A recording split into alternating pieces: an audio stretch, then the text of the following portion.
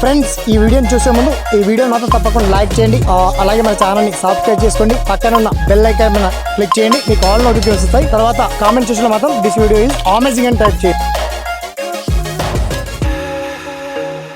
Friends నా పేరు శ్రీనివాస్, మీరు చూస్తున్నారు ఎస్పీఎన్ ఎడ్యుకేషన్ యూట్యూబ్ ఛానల్ని. ఇవాళ ఈ వీడియోలో ముఖ్యంగా మనకు మహిళా శిశు సంక్షేమ శాఖ నుంచి WDCW నుంచి లైవ్ అప్డేట్ వచ్చింది. 14,000 ఉద్యోగాల భర్తీకి నోటిఫికేషన్ కమింగ్ సూన్ అని అంటూనే ఉన్నారు. మరి శుభవార్త అతి త్వరలో అందబోతుంది. దీనికి సంబంధించి డీటెయిల్స్ అన్ని మనం షార్ట్ కట్ లో తెలుసుకుందాం, ఓకేనా? So let's start our topic.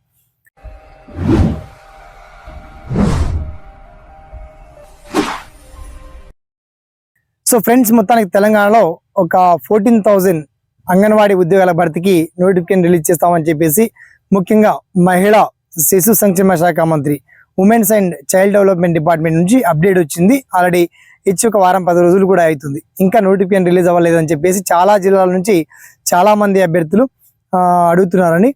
అయితే మొత్తంలో దీనికి సంబంధించి మనకు ముఖ్యంగా మహిళా శిశు సంక్షేమ శాఖ మంత్రి మినిస్టర్ సీతక్క గారు స్పష్టంగా క్లియర్ అండ్ వెల్కట్ గా దీనికి సంబంధించి అప్డేట్ ఇన్ఫర్మేషన్ ఇచ్చారు.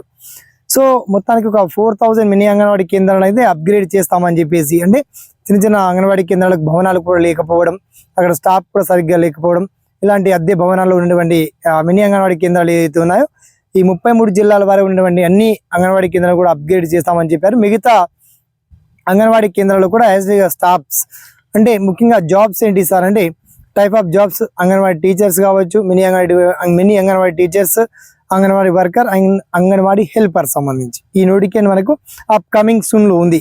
సో ఇవాళ కూడా రిలీజ్ కావచ్చు, రేపని రావచ్చు, ఒక 2-3 రోజుల్లో రిలీజ్ కాబోతుంది. అయితే సెలక్షన్ ప్రాసెస్ ఎలా ఉంటుంది సార్, ఎగ్జామ్ ఏమైనా ఉంటుందా, సిలబస్ ఏమైనా ఉంటే పంపించండి, మరి జిల్లాల వారీగా మీకు వేకెంట్ డీటెయిల్స్ ఎలా తెలుసుకోవాలని చెప్పి చాలా మంది ఆతృతగా ఎదురు చూస్తున్నారు. నిజంగా మీ జిల్లాల పేరు తెలియజేస్తూ చాలా మంది అడుగుతున్నారు, సంతోషం. సో దానికి సంబంధించిన డీటెయిల్స్ అన్ని చాలా క్లియర్ అండ్ వెల్ కట్ గా మీకు వీడియో కింద లింక్ ఇచ్చామండి.